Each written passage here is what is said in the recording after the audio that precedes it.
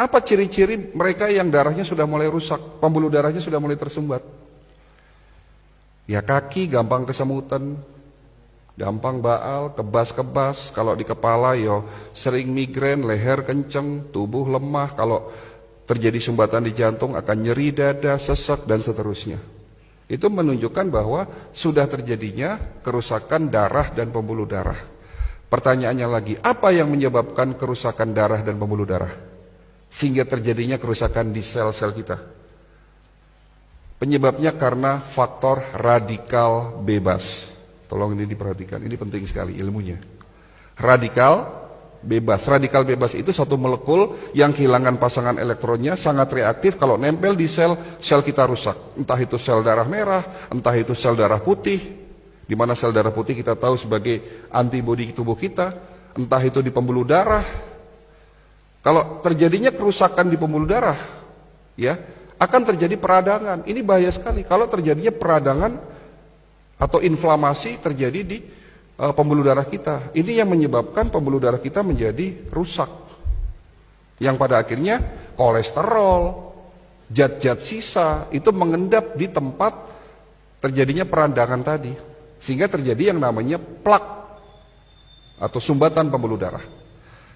Nah, radikal bebas itu terbentuk akibat proses oksidasi. Tolong perhatikan lagi. Oksidasi ini apa? Oksidasi itu contohnya kalau di luar sana besi berkarat. Berarti tubuh kita bisa karatan ya. Proses oksidasi terjadi secara alami Bapak Ibu sekalian. Bisa kita bernafas, beraktivitas, saya berbicara, bahkan kita tidur terjadi proses oksidasi. Ya. Karena manusia tidak bisa menghindari proses oksidasi, Allah sudah menciptakan obatnya ada dalam tubuh kita. Diproduksi tanpa Bapak Ibu sadari sejak kita kecil, ya, di saat kita lahir di dunia sampai nanti kita mati.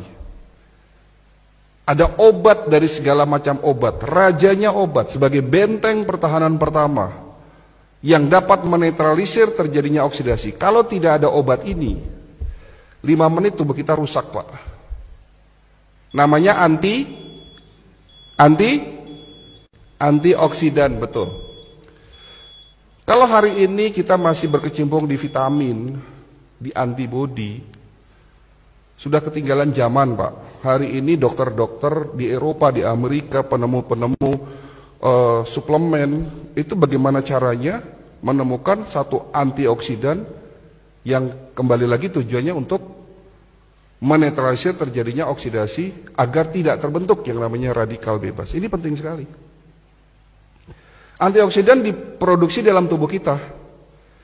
Ada 2, glutathione dan superoksid dismutase. Glutathione itu rajanya antioksidan. Ya. Dan SOD panglimanya, ada raja yang memimpin negara, ada panglimanya atau perdana menteri lah. Jadi yang menjaga tubuh kita itu sesungguhnya bukan antibodi. Antibodi itu benteng pertahanan kedua, Pak. Benteng pertahanan pertama namanya antioksidan, glutathione dan superoksid dismutase.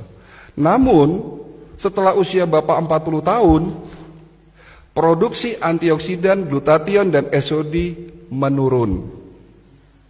Makanya itulah yang disebut tua. Menurunnya produksi antioksidan.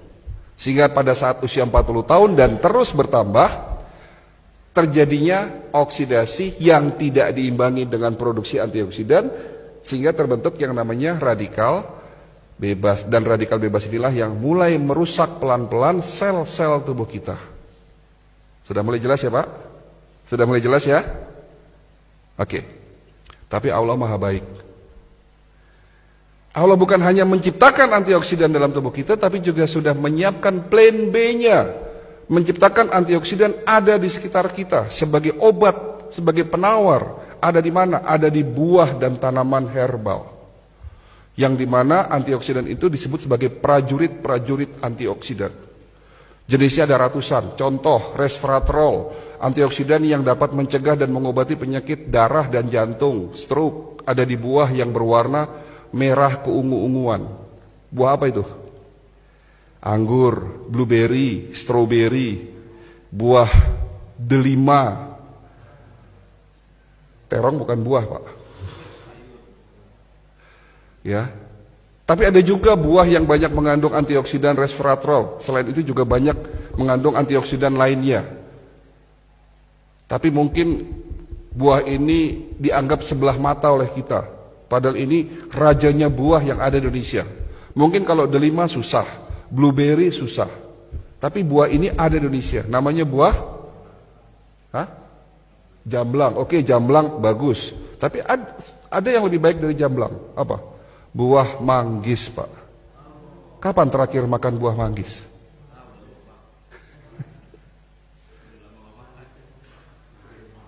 Antioksidan namanya lycopene. Dapat mencegah penyakit prostat. Bapak-bapak yang sudah mulai susah kencing nih. Kencingnya tidak tuntas, netes lama.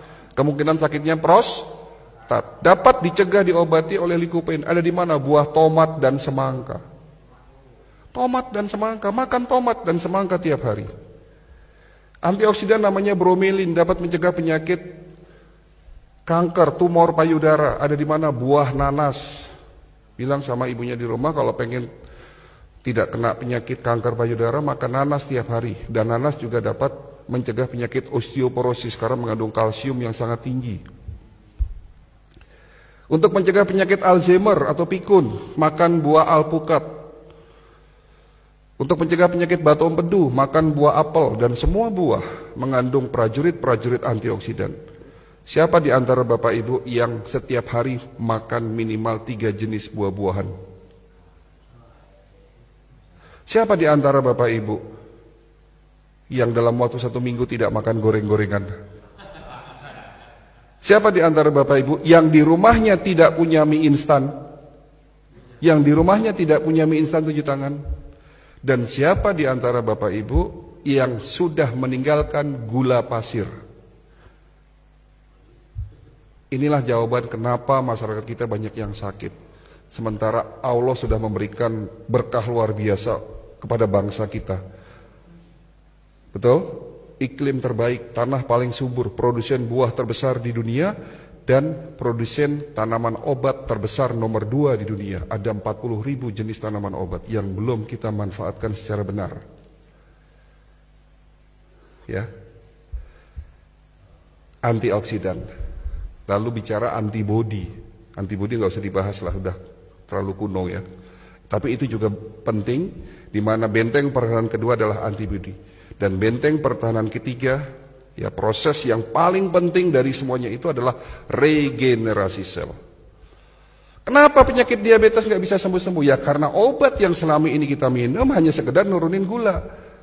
Tapi yang harus dilakukan, lakukanlah pengobatan secara holistik. Dibersihkan tubuh kita dari radikal bebas, dinetralisir proses oksidasinya, tentunya dengan herbal golongan fitofarmaka yang mengandung senyawa aktif antioksidan, ya.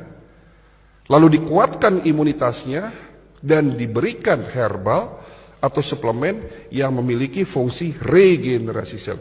Itulah holistic integrated medicine.